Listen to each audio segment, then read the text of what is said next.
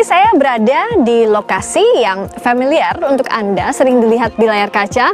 Saya akan mewawancarai secara langsung Presiden ke-7 Joko Widodo langsung dari kediaman di kawasan Sumber, Surakarta.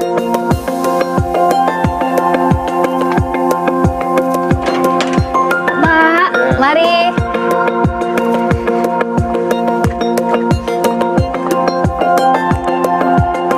Assalamualaikum. Bapak. Silakan. Izin Pak mau bertamu ini. Boleh dipakai Pak sepatunya? Terima kasih Bapak.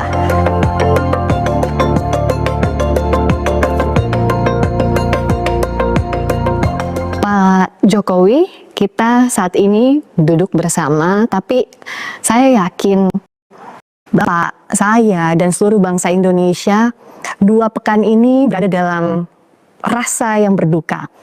Karena saudara-saudara kita di Aceh, di Sumatera Utara, di Sumatera Barat sedang menghadapi bencana ekologis, banjir bandang, dan longsor. Apa yang hendak Bapak sampaikan terkait ini, Bapak?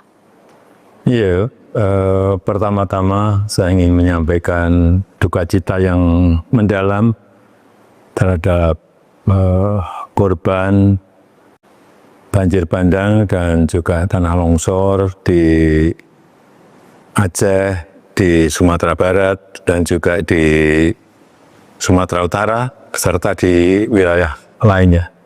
Semoga keluarga yang ditinggalkan diberikan kesabaran, diberikan kekuatan dalam menghadapi musibah dan cobaan ini. Dan kita sebagai sebuah bangsa besar, saya melihat solidaritas, kekuatan kita gotong royong juga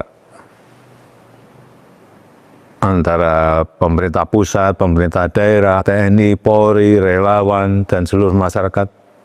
Saya lihat bersama-sama bergotong royong menunjukkan kekuatannya dalam rangka menolong saudara-saudara kita yang berada di Aceh, di Sumatera Barat, dan di Sumatera Utara. Ya, jadi kalau saya bertanya apa yang harus kita lakukan untuk menangani bencana di Sumatera, kuncinya solidaritas tadi, Bapak? Iya, solidaritas, gotong royong kita yang menjadi kekuatan besar bangsa ini.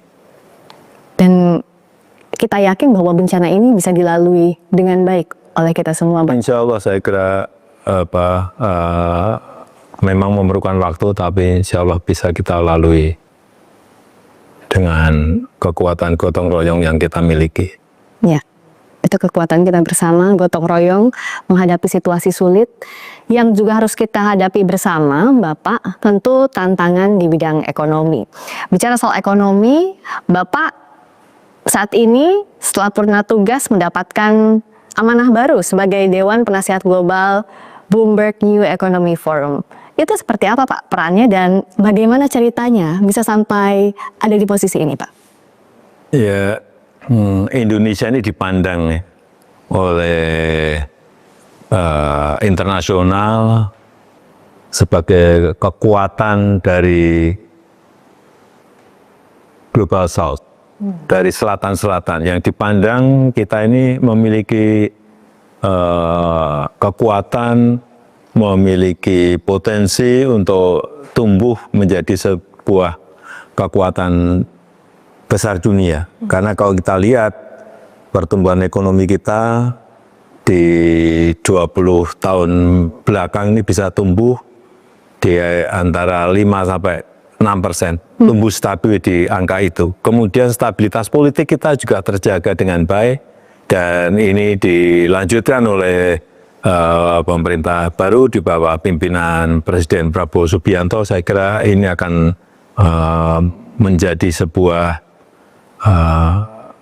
kekuatan baru bagi ekonomi yang dipandang oleh internasional sebagai negara yang patut dicontoh. Nah, bicara soal era baru ini Bapak, di Forum Bloomberg terakhir Bapak bilang bahwa ekonomi kecerdasan beberapa tahun terakhir ini kan pesat sekali. Negara-negara maju, Amerika, Inggris, Tiongkok sudah lebih dulu. Bahkan negara tetangga kita, Singapura, Vietnam juga tidak kalah pesat pertumbuhannya. Nah, menurut Bapak, apakah memang kita sudah ada di fase itu, dan sebenarnya makna ekonomi kecerdasan itu apa sih Pak yang harus masyarakat tahu? Iya, yang pertama kita ini berada di era sekarang ini digital ekonomi, ekonomi digital. Ya. Kemudian kita akan masuk lagi ke era yang lebih baru lagi yang namanya ekonomi kecerdasan, intelligent economy. Ini adalah sebuah sistem di mana data dan informasi dikumpulkan, diolah oleh AI, oleh artificial intelligence, kemudian dianalisa dan menghasilkan sebuah keputusan yang tepat dan akurat. Saya kira ke depan seluruh sendi-sendi kegiatan masyarakat kita, sendi-sendi kehidupan masyarakat kita akan selalu berhubungan dengan elemen yang ada di artificial intelligence. Sehingga sekali lagi kita harus siap menghadapi era baru ini, yaitu era intelligence ekonomi, era ekonomi kecerdasan. Saya ingat waktu dulu masih meliput Bapak, itu kan dalam setiap pidato Bapak menekankan soal pertumbuhan ekonomi 4.0 menuju 5.0, tapi sekarang kita sudah ada era yang baru lagi. Tapi Korea padahal artificial intelligence sama artificial intelligence atau kecerdasan buatan. Nah, sebenarnya apa Pak yang membedakan dua fase itu antara ekonomi digital dengan ekonomi kecerdasan? Apa perbedaan persiapan kita untuk ini? Ya, kalau perbedaan, saya kira yang paling mencolok nanti adalah pengolahan data oleh artificial intelligence itu bisa langsung menghasilkan sebuah keputusan yang tepat dan akurat karena semuanya diolah oleh dan real time. Itu yang membedakan. Jadi kita juga alhamdulillah pembangunan infrastruktur fisik, pembangunan infrastruktur digital yang telah kita lakukan itu juga sangat mendukung kita untuk masuk ke dalam era ekonomi kecerdasan ini. Pembangunan infrastruktur misalnya yang fisik kita telah membangun banyak, airport, kemudian pelabuhan atau seaport, kemudian pembangunan jalan tol, pembangunan pembangkit listrik, power plant, kemudian pembangunan infrastruktur digital juga dalam proses semuanya. Sekarang ini data center, kemudian melaunching satelit baru, kemudian membangun dan memperbaiki jaringan-jaringan infrastruktur digital kita, kemudian juga konektivitas yang diperlukan. Saya kira persiapan-persiapan kekuatan kita menuju ke era baru ekonomi kecerdasan ini betul-betul memang harus kita kejar supaya kita tidak ditinggal oleh negara lain, karena memang kita ini nantinya akan harus bersaing dengan negara-negara lain. Dan persaingannya pun ketat sekali ya Pak? Iya, ketat sekali, dan terutama memang sumber daya manusia. Ya. Itu yang harus disiapkan, kemudian dikenalkan, kemudian dilatih, harus ada training-training mengenai pengenalan mengenai AI, mengenai coding, mengenai algoritma, mengenai machine learning. Meskipun sekarang ini juga kayak coding itu juga sudah bisa menggunakan AI. Ya.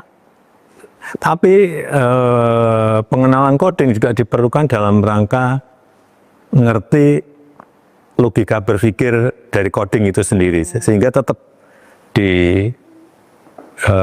diperlukan. Kalau kita sudah nanti memberikan training mengenai AI, coding, algoritma, machine learning, saya kira generasi muda kita, masyarakat kita akan menjadi lebih baik, digital literasinya, skillnya, sehingga akan terbuka sebuah lapangan pekerjaan bagi mereka, karena akan dibutuhkan nanti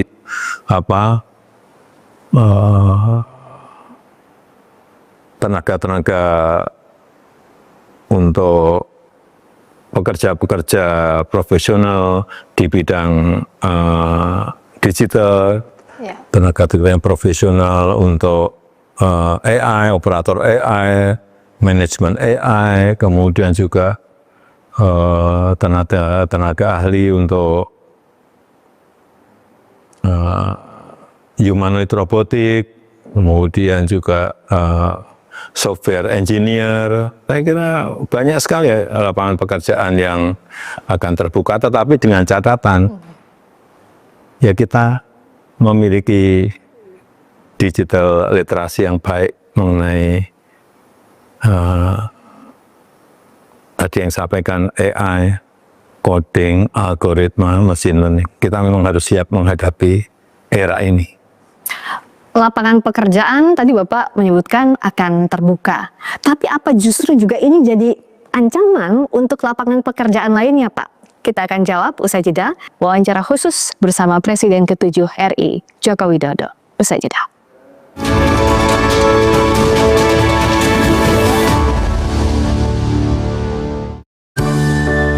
Minum 1 kaplet Caldana Flex setiap hari bila perlu. Caldana Flex mengandung harus siap menghadapi era intelligence ekonomi. Saudara-saudara kita sedang menghadapi bencana ekologis. Saya melihat solidaritas, gotong royong antara pemerintah pusat, pemerintah daerah. Menurut Bapak ada agenda besar dan ada orang besar di balik kasus ijazah. Saya pastikan ya. dalam program khusus wawancara Friska Clarissa bersama Presiden ke-7 RI Joko Widodo. Malam ini pukul 8:30 eksklusif di Kompas TV. Kita harus siap menghadapi era intelligence ekonomi. Saudara-saudara kita sedang menghadapi bencana ekologis. Saya melihat solidaritas, gotong royong antara pemerintah pusat, pemerintah daerah. Menurut Bapak ada agenda besar dan ada orang besar di balik kasus ijazah. Saya pastikan ya. Dalam program khusus wawancara Friska Clarissa bersama Presiden ke-7 RI Joko Widodo. Malam ini pukul 8:30 eksklusif di Kompas TV. Kita harus siap menghadapi era intelligence ekonomi.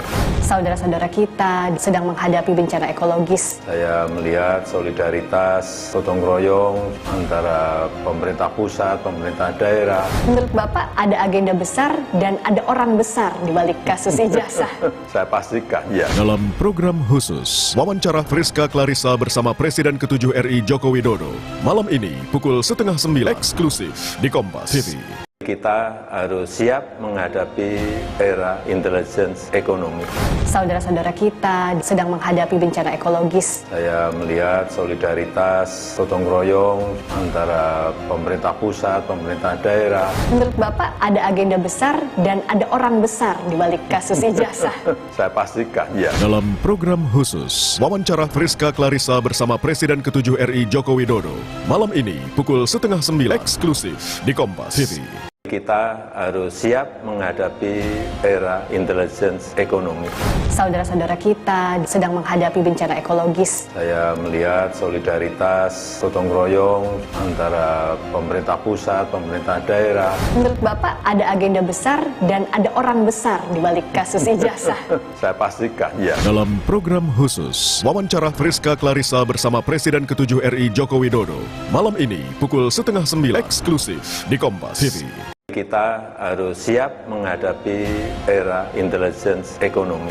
Saudara-saudara kita sedang menghadapi bencana ekologis. Saya melihat solidaritas, gotong royong antara pemerintah. Terima kasih Anda masih bersama kami di wawancara khusus eksklusif bersama Presiden ke-7 Republik Indonesia, Bapak Joko Widodo. Pak Jokowi, tadi Bapak menyebutkan bahwa di era ekonomi kecerdasan ada lapangan kerja yang akan terbuka. Tapi apakah bisa dimaknai artinya banyak juga lapangan kerja yang bisa tergantikan? Ya, dengan catatan asalkan kita mempersiapkan, kita mengenalkan, kita mentraining, kita itu siapa? Ya pemerintah, ya industri, ya private sector, mempersiapkan betul, mentraining betul, sehingga generasi muda kita, pelajar kita, masyarakat kita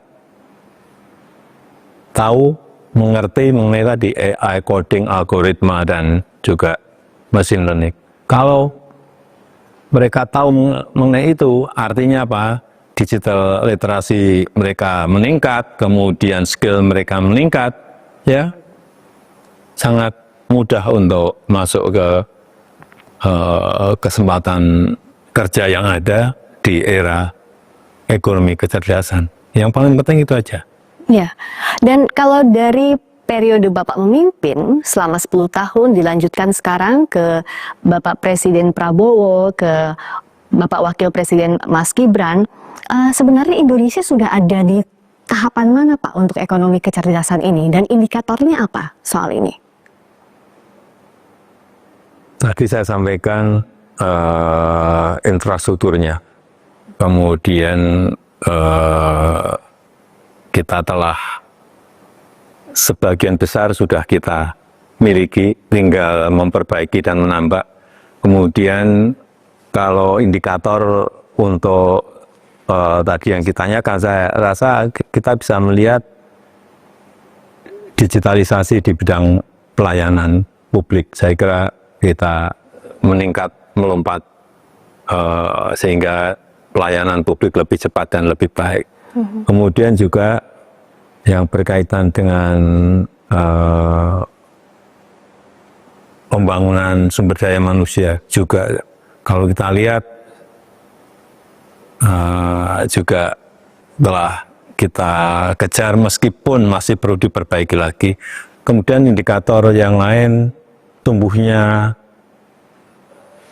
startup, ada unicorn di negara kita yang banyak, artinya ekosistem yang mendukung ke arah itu juga bisa kita perbaiki. Dan juga saya kira yang penting memang nanti adalah regulasi yang mendukung tumbuhnya sebuah ekosistem untuk mendukung masuknya kita ke ekonomi kecerdasan, intelligent economy. Saya tertarik dengan sejumlah poin yang Bapak sampaikan tadi soal infrastruktur, sumber daya manusia, soal regulasi. Saya ke soal sumber daya manusia dikaitkan dengan literasi digital yang harus kita miliki. Yang masih jadi tantangan saat ini Bapak, dari mulai ekonomi digital ke ekonomi kecerdasan adalah masih belum meratanya soal literasi digital ini, dari Sabang sampai Merauke. Menurut Bapak, bagaimana menjawab tantangan ini agar kita punya literasi digital yang kuat secara merata? Ya, tugas pemerintah, tugas kita semuanya, tugas sektor swasta untuk bersama-sama mengenalkan kepada masyarakat mengenai tadi AI, coding, algoritma, mengenai machine learning bersama-sama, dan training pelatihan-pelatihan harus dilakukan merata di seluruh tanah air agar kita nanti bisa masuk ke era ekonomi kecerdasan ini betul-betul dalam posisi yang siap. Karena menurut perkiraan saya dalam 5, 10 atau 15 tahun yang akan datang akan terjadi revolusi besar dalam penggunaan artificial intelligence. Yang kedua, revolusi besar juga dalam penggunaan humanoid robotik. Nah, ini perubahan besar ini harus kita antisipasi dengan menyiapkan infrastruktur, menyiapkan sumber daya manusia, menyiapkan regulasi yang mendukung ke arah itu. Ya. Dan ini jadi tugas pemerintah terutama ya Pak. Dan Bapak sudah memulai ini ya untuk keterampilan digital. Sejak itu Bapak jadi concernnya salah satunya untuk keterampilan AI. Tapi masih memerlukan banyak sekali perbaikan-perbaikan untuk dalam rangka mengejar ke era ekonomi kecerdasan. Karena langkah yang kita butuhkan juga akan jauh lebih cepat dari ekonomi digital itu ya Pak? Iya, betul. Dan kalau bicara soal tadi AI, keterampilan soal kecerdasan buatan, kita berlomba ada yang namanya humanoid robotic. Tapi pada yang kita lihat dalam akhir-akhir ini, beberapa tahun terakhir, yang jadi kekhawatiran justru AI disalahgunakan untuk disinformasi, untuk keamanan data yang terancam karena itu. Bapak bagaimana? Itu yang saya khawatir, itu yang saya sangat khawatir dan itu yang saya takut.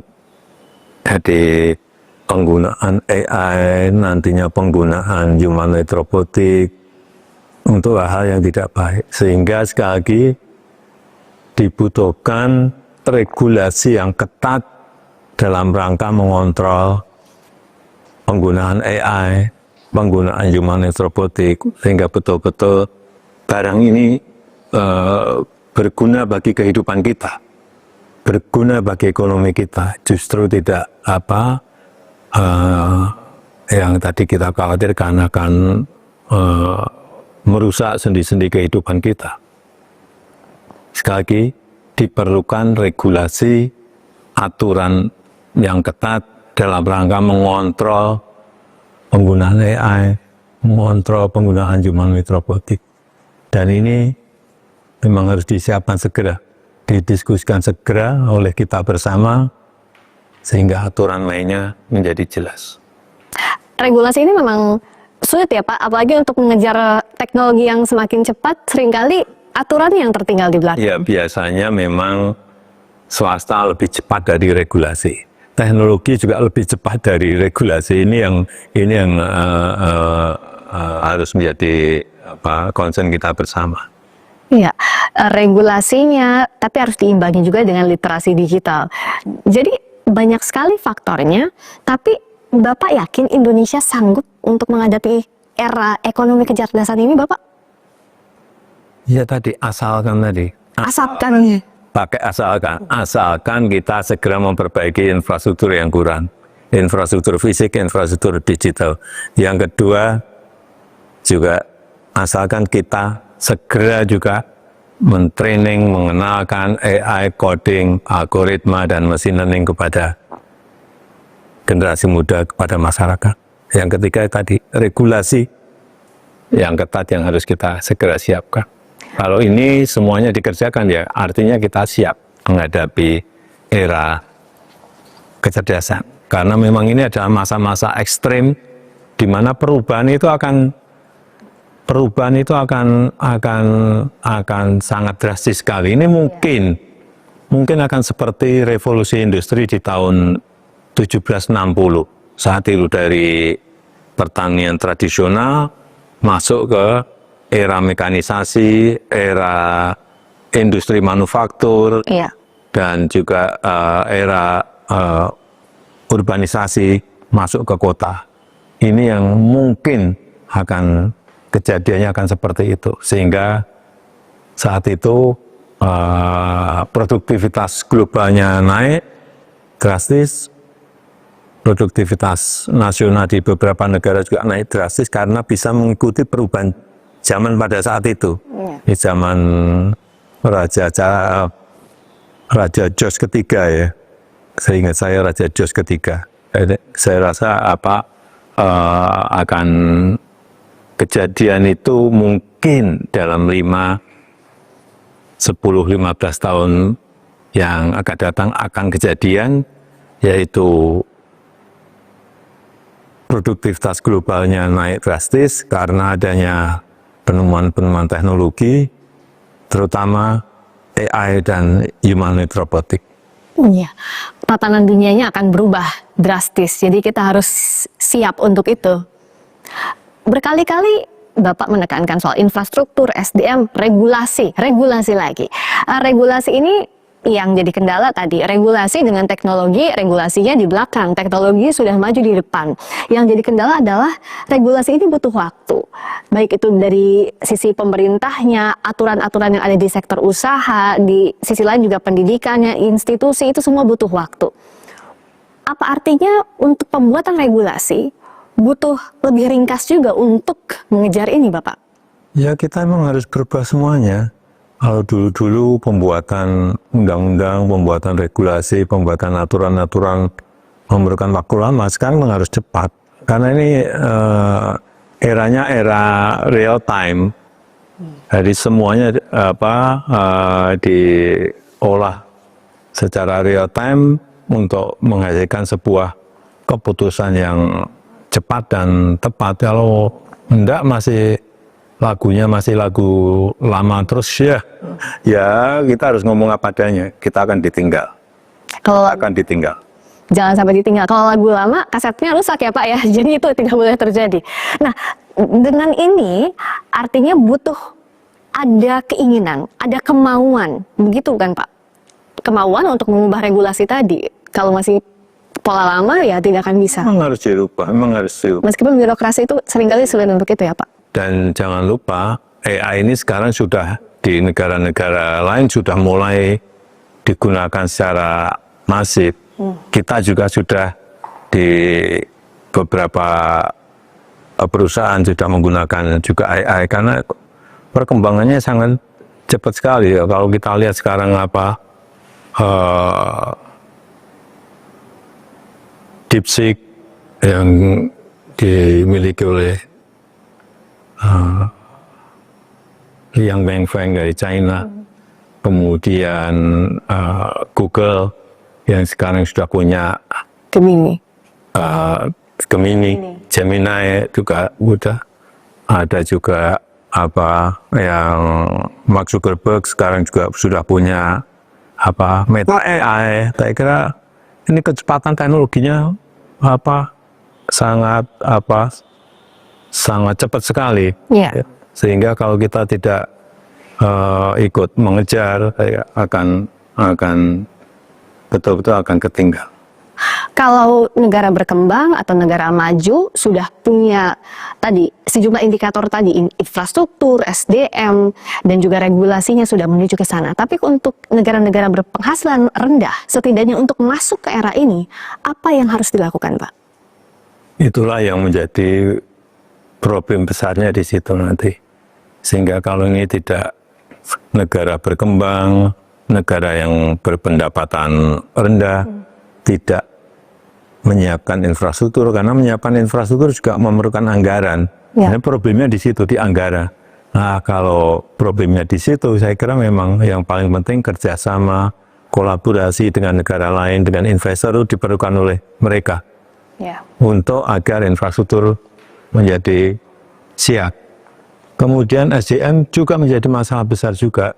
Ini sehingga memang yang saya takutkan adalah gap antara negara yang berpendapatan rendah dengan negara maju semakin lebar karena adanya penemuan-penemuan teknologi baru ini, terutama AI dan humanoid robotik. Kalau pola pikirnya harus baru, kalau perangkatnya harus baru, ekosistemnya harus baru, berarti harus ada yang diredefinisi, harus ada yang didefinisikan ulang soal ekonomi kecerdasan ini. Apa saja Pak? Jawabnya usai jeda, kami segera kembali.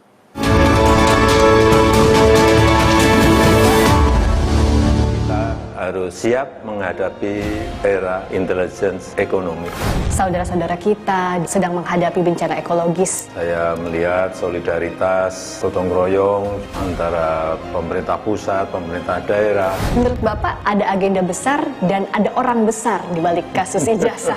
Saya pastikan ya. Dalam program khusus, wawancara Friska Clarissa bersama Presiden ke-7 RI Joko Widodo. Malam ini pukul 8:30 eksklusif di Kompas TV. Kita harus siap menghadapi era intelligence ekonomi. Saudara-saudara kita sedang menghadapi bencana ekologis. Saya melihat solidaritas, gotong royong antara pemerintah pusat, pemerintah daerah. Menurut Bapak ada agenda besar dan ada orang besar di balik kasus ijazah. Saya pastikan, ya. Dalam program khusus, wawancara Friska Clarissa bersama Presiden ke-7 RI Joko Widodo. Malam ini, pukul 8:30 eksklusif di Kompas TV. Kita harus siap menghadapi era intelligence ekonomi. Saudara-saudara kita sedang menghadapi bencana ekologis. Saya melihat solidaritas, gotong royong antara pemerintah pusat, pemerintah daerah. Menurut Bapak ada agenda besar dan ada orang besar di balik kasus ijazah. Saya pastikan, ya. Dalam program khusus, wawancara Friska Clarissa bersama Presiden ke-7 RI Joko Widodo. Malam ini, pukul 8:30 eksklusif di Kompas TV. Kita harus siap menghadapi era intelligence ekonomi. Saudara-saudara kita sedang menghadapi bencana ekologis. Saya melihat solidaritas, gotong royong antara pemerintah pusat, pemerintah daerah. Menurut Bapak ada agenda besar dan ada orang besar di balik kasus ijazah. Saya pastikan, ya. Dalam program khusus, wawancara Friska Clarissa bersama Presiden ke-7 RI Joko Widodo. Malam ini, pukul 8:30 eksklusif di Kompas TV. Kita harus siap menghadapi era intelligence ekonomi.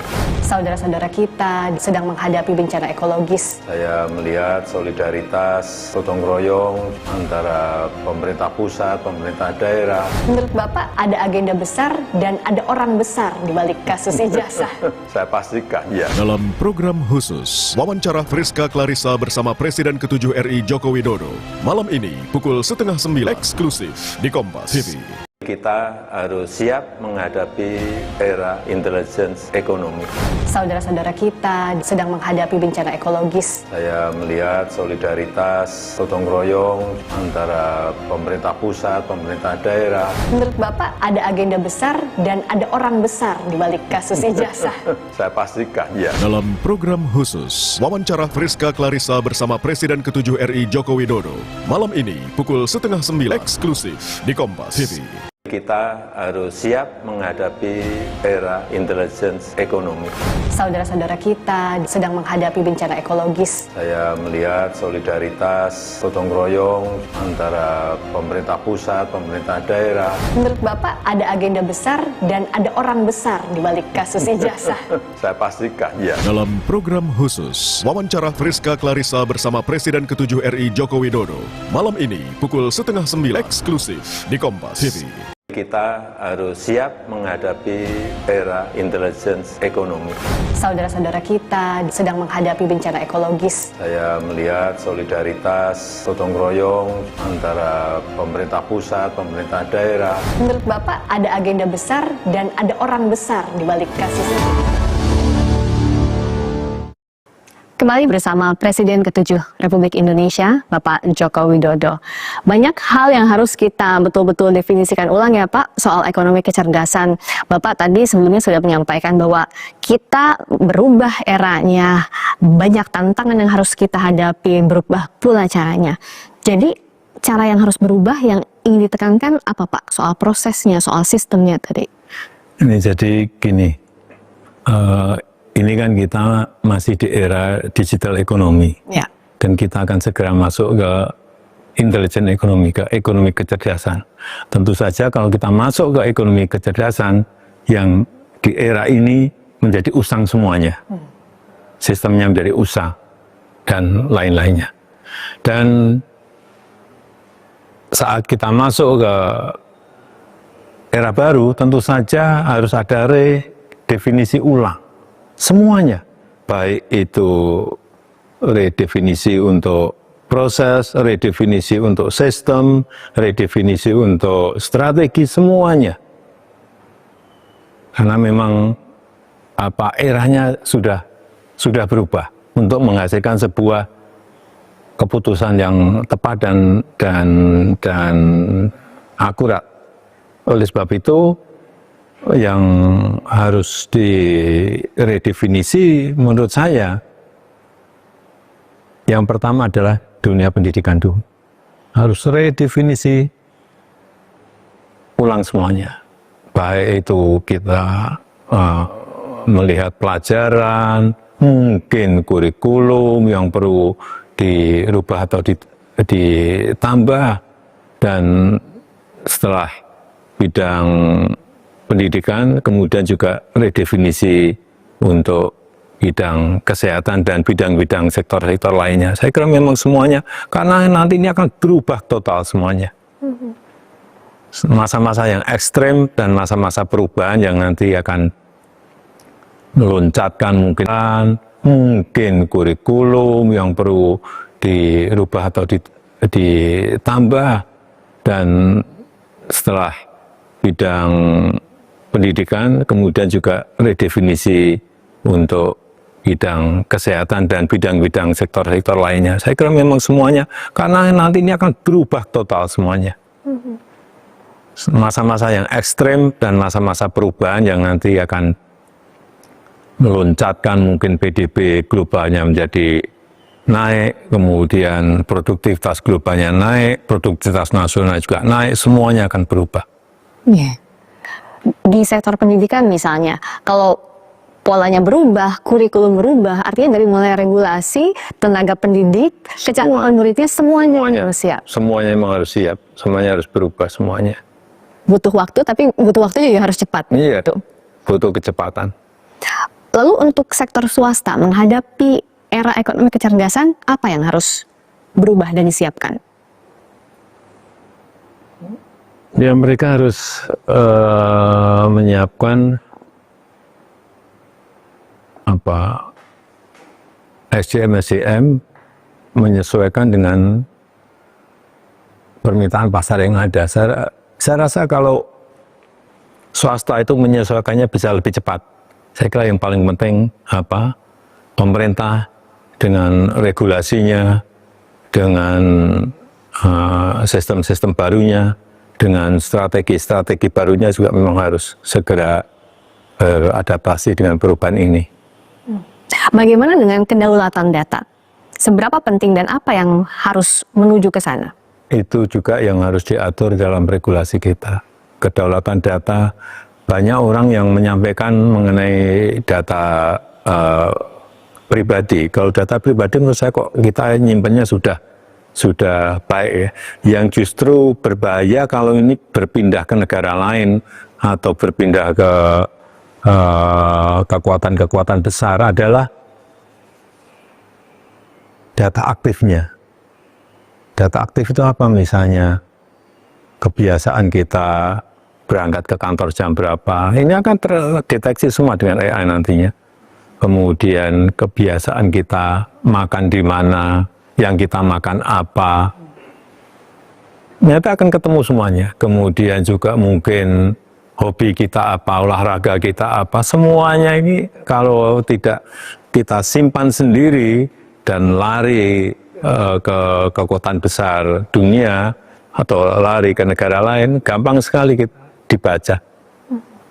Dibaca akan sangat gampang sekali dan akan diintervensi dengan cara apa itu juga akan mudah sekali negara lain melakukan. Saya rasa ini yang kedaulatan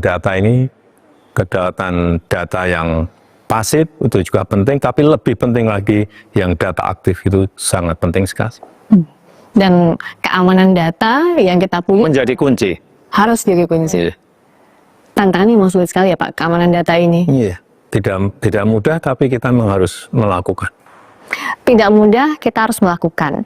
Di sisi lain, pekerjaan rumah soal ekonomi kecerdasan ini masih banyak sekali, Pak Jokowi. Ya, memang harus cepat diselesaikan. PR-PR yang memang harus dilakukan, harus cepat dilakukan. Karena memang perubahannya juga sangat cepat sekali. Sangat cepat sekali kita baru berbicara satu hal yang lain sudah muncul lagi. Sehingga betul-betul kecepatan itu harus kita lakukan. Jadi kalau dari yang Bapak sampaikan, kita tuh masih punya banyak sekali pekerjaan rumah untuk menyiapkan era ekonomi kecerdasan. Tantangan geopolitiknya luar biasa juga. Kita ada di tengah-tengahnya. Di tengah kondisi ini, tapi tampaknya masyarakat masih banyak tertarik dengan isu yang ramai menuai pro dan kontra. Salah satunya kalau saya bertemu dengan Pak Jokowi sekarang, tidak mungkin saya tidak menanyakan soal isu ijazah palsu, Pak. Nah, menurut Bapak, ada apa sih di balik isu ini? Tapi jawabnya saja dah, kami segera kembali.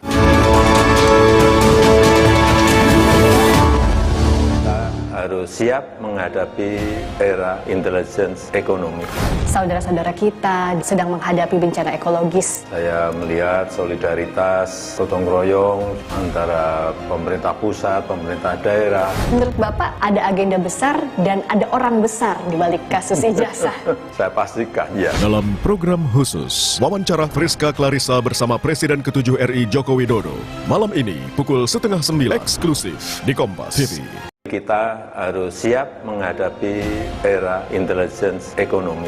Saudara-saudara kita sedang menghadapi bencana ekologis. Saya melihat solidaritas, gotong royong antara pemerintah pusat, pemerintah daerah. Menurut Bapak, ada agenda besar dan ada orang besar di balik kasus ijazah.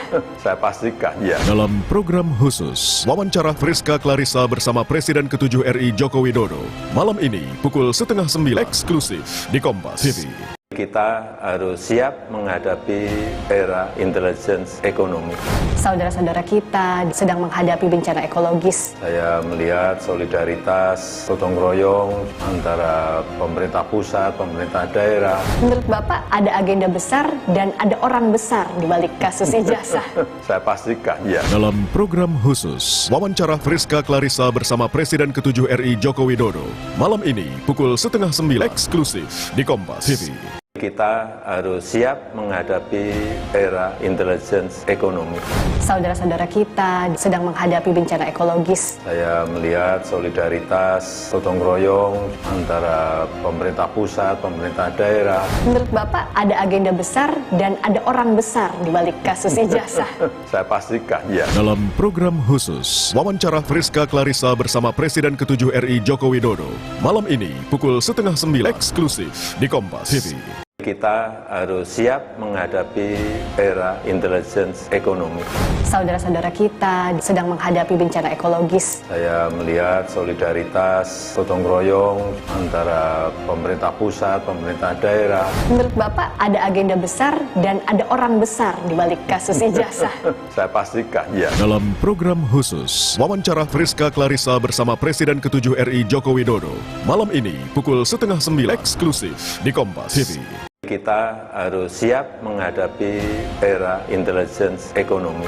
Saudara-saudara kita sedang menghadapi bencana ekologis. Saya melihat solidaritas, gotong royong antara pemerintah pusat, pemerintah daerah. Menurut Bapak, ada agenda besar dan ada orang besar di balik kasus ijazah. Saya pastikan, ya. Dalam program khusus, wawancara Friska Clarissa bersama Presiden ke-7 RI Joko Widodo. Malam ini, pukul 8:30 eksklusif di Kompas TV. Kita harus siap menghadapi era intelligence ekonomi. Saudara-saudara kita sedang menghadapi bencana ekologis. Saya melihat solidaritas, gotong royong antara pemerintah pusat, pemerintah daerah. Menurut Bapak, ada agenda besar dan ada orang besar di balik kasus ijazah. Saya pastikan, ya. Dalam program khusus, wawancara Friska Clarissa bersama Presiden ke-7 RI Joko Widodo. Malam ini, pukul 8:30 eksklusif di Kompas TV. Kita harus siap menghadapi era intelligence ekonomi.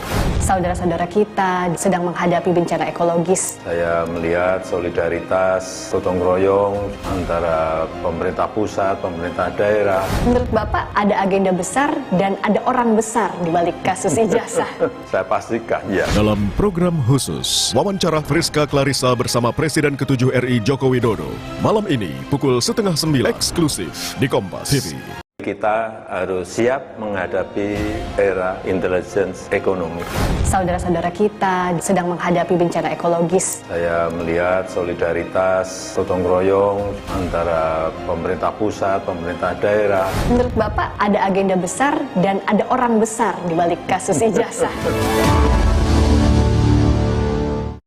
Kali ini kami mewawancarai khusus Presiden ke-7 Republik Indonesia, Bapak Joko Widodo. Pak Jokowi seperti menyambung sebelum jeda tadi, kalau saya bertemu Bapak tidak mungkin saya tidak bertanya soal isu ijazah palsu yang bahkan sudah 4 tahun ini Bapak bergulir, episodenya panjang sekali.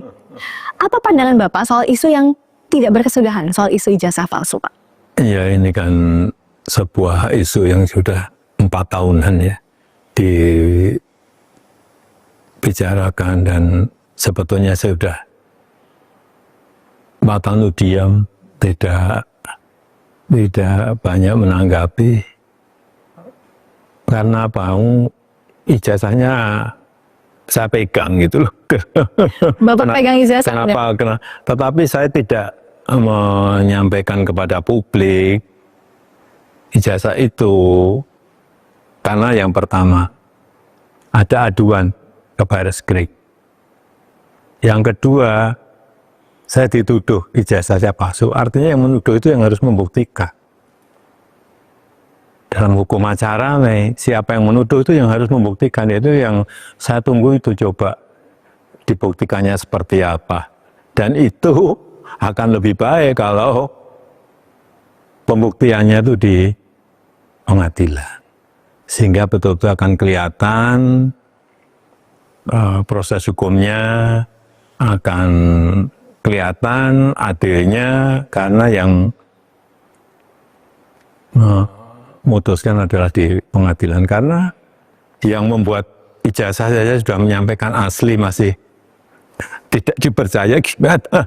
Dan yang saya lihat ini memang ada agenda besar politik, ada operasi politik yang sehingga bisa sampai bertahun-tahun nggak rampung-rampung karena keinginan mereka untuk mendowngrade, menurunkan reputasi yang saya miliki, meskipun saya nggak merasa punya reputasi apa-apa. Tapi menurut Bapak, kenapa? Apa dibalik itu? Menurut Bapak, kenapa harus diturunkan reputasi Bapak melalui isu ijazah ini? Ya, mungkin untuk kepentingan politik. Kenapa sih kita harus mengolok-olok, menjelek-jelekkan, merendahkan, menghina, menuduh-nuduh?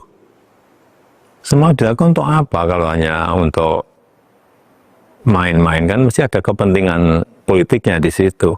Tapi sekali lagi, mestinya dalam masa-masa ekstrim seperti ini kita konsentrasi untuk hal yang besar. Untuk strategi besar negara, untuk kepentingan yang lebih besar bagi negara ini. Misalnya tadi yang berkaitan dengan menghadapi masa-masa ekstrim, menghadapi masa-masa perubahan karena artificial intelligence, karena humanoid robotic, sehingga jangan malah kita energi besar kita pakai untuk urusan-urusan yang sebetulnya menurut saya urusan ringan. Menurut Bapak, masih yakin dengan pernyataan Bapak sebelumnya ada agenda besar dan ada orang besar di balik kasus ijazah? Saya pastikan, ya. Bapak sudah tahu. Gimana? Kira-kira siapa di balik? Ya, saya kira gampang ditebak. Tapi tidak perlu saya sampaikan. Dan Bapak tadi mengatakan bahwa lebih baik ini dibawa sampai ke ranah hukum.